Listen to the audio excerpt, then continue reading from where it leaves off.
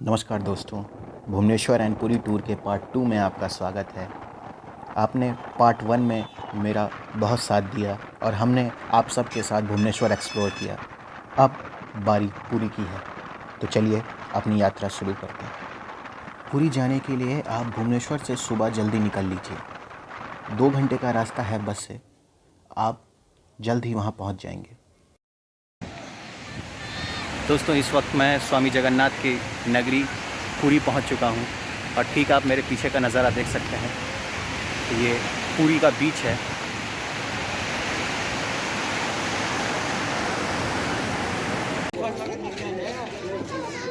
ये golden beach पे आने के लिए आपको 20 रुपये का टिकट लेना पड़ेगा। और ये है गोल्डन बीच का व्यू।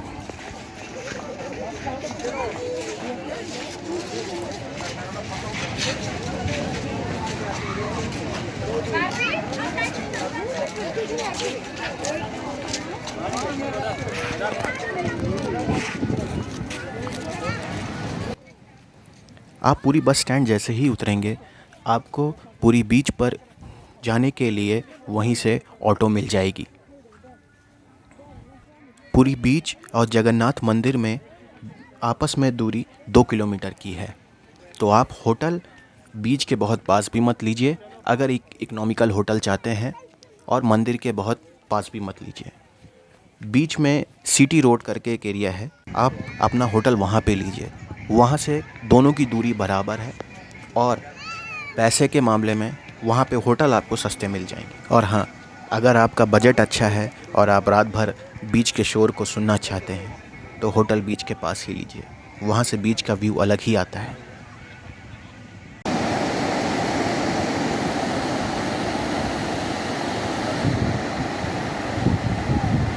पूरा पानी नीला है।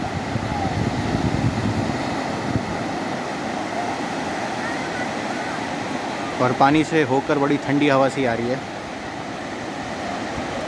जबकि धूप बहुत तेज़ है, पर हवा में ठंडक है।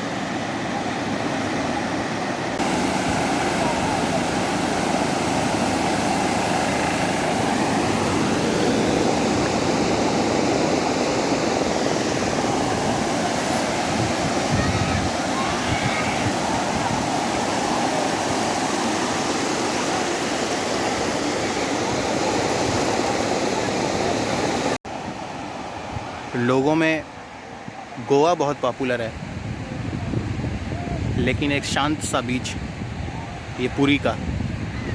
शांत इन द सेंस मैं पानी के शोर की बात नहीं कर रहा, शांत लोगों की भीड़ से है। गोवा में फुल कैपेसिटी में क्राउड होता है, यहाँ इतनी भीड़ नहीं है, आप खुलकर एंजॉय कर सकते हैं।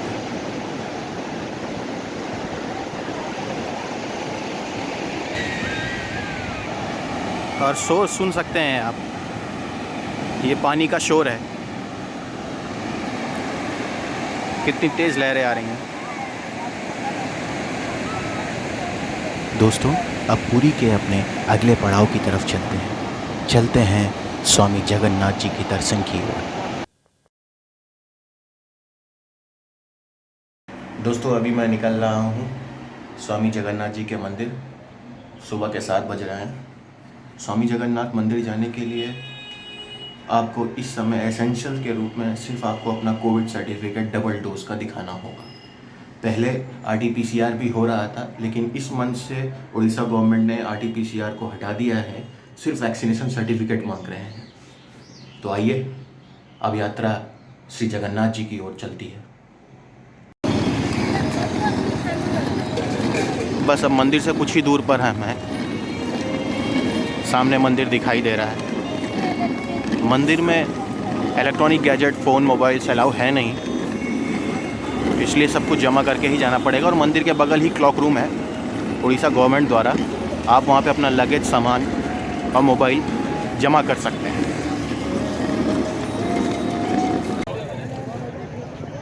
दोस्तों, हम मंदिर के पास ही खड़े हैं। मैं बस दर्शन के लिए लाइन में लगने ही जा रहा हूँ, क्योंकि फ़ोन बंद रहेगा, इसलिए मैं आपको दर्शन के बाद मिलता हूँ। तब तक आप भी स्वामी जगन्नाथ के दर्शन करिए और एक बार मेरे साथ जयकारा लगाइए, बोल स्वामी जगन्नाथ की जय। स्वामी जगन्नाथ आप सब पर अपनी कृपा दृष्टि बनाए रहें, यही मेरी प्रभु से प्रार्थना है। चलिए दर्शन के बाद मिलते हैं। भगवान जगन्नाथ का दर्शन पूरा हो चुका है दोस्तों। जैसे जैसे दिन बढ़ रहा है लाइनें बढ़ रही हैं, आने वाले लोगों का कतार बढ़ती जा रही है। आप मेरे पीछे देख सकते हैं कितनी लंबी लाइन लगी हुई है।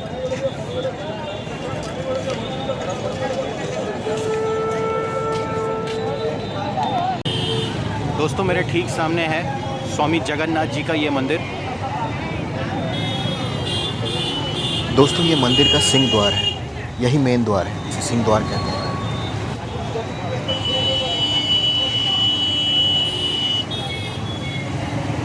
और ये है ऊपर मंदिर के लहराता हुआ ध्वज और सुदर्शन चक्र। इसके बारे में ये कहा जाता है कि इस चक्र को जिस तरफ से भी देखिए ये उसी ओर का लगा हुआ प्रतीत होता है। एक और ख़ास बात है यहाँ पे, जो मंदिर के ऊपर ये ध्वजा लहरा रही है, ये हमेशा हवा के विपरीत दिशा में लहराती है।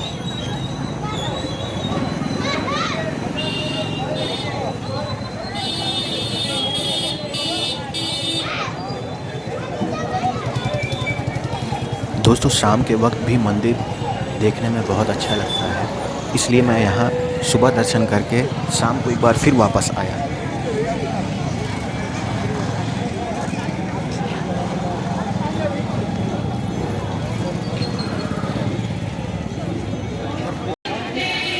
दोस्तों अभी मैं सिंह द्वार के सामने था, तब चक्र का जो फेस था वो सिंह द्वार की तरफ दिख रहा था। अब मैं सिंह द्वार से काफ़ी आगे निकल के चला आया हूँ, तकरीबन आधा किलोमीटर सीधे हाथ पे आने के बाद देखिए यहाँ से चक्र का जो फेस है सीधे हाथ की तरफ दिख रहा है। अभी ऐसा लग ही नहीं रहा है कि इसका फेस पहले सिंह द्वार की तरफ था। तो यही जगन्नाथ प्रभु की महिमा है, उनकी कृपा है, और इस रहस्य को आज तक कोई जान नहीं पाया है कि ऐसा होता क्यों है। मंदिर के ठीक सामने की ओर उड़ीसा गवर्नमेंट द्वारा हैंडलूम, साड़ी, एम्ब्रॉयडरी की कई दुकानें हैं, वहाँ से आप अपनी शॉपिंग कर सकते हैं।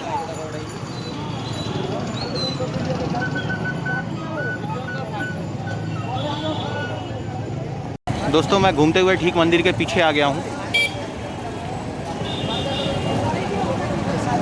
ये मंदिर के पीछे का हिस्सा है।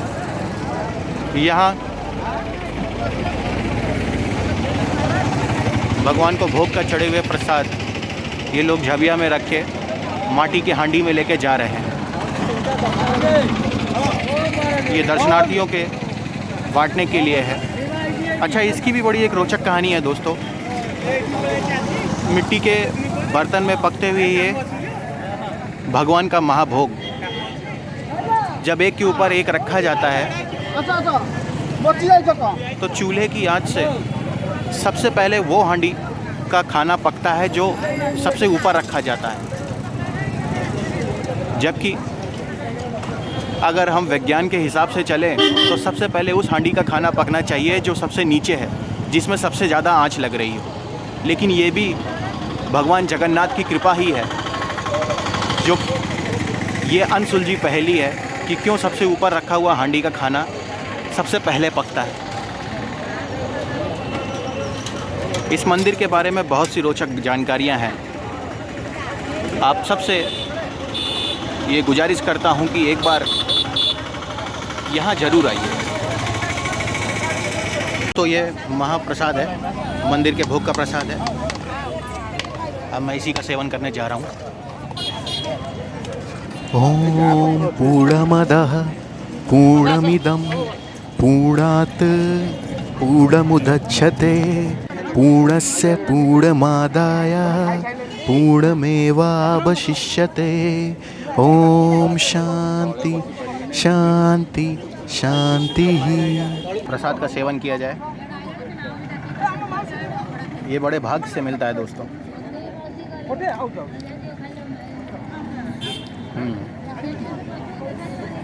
प्रसाद का टेस्ट ही कुछ अलग है, जिसको बयान नहीं किया जा सकता।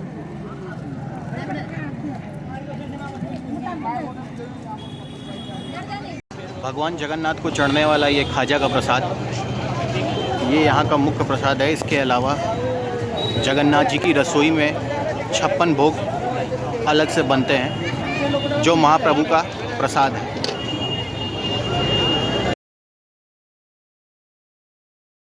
दोस्तों, उड़ीसा का जिक्र बिना रसगुल्लों के तो अधूरा है।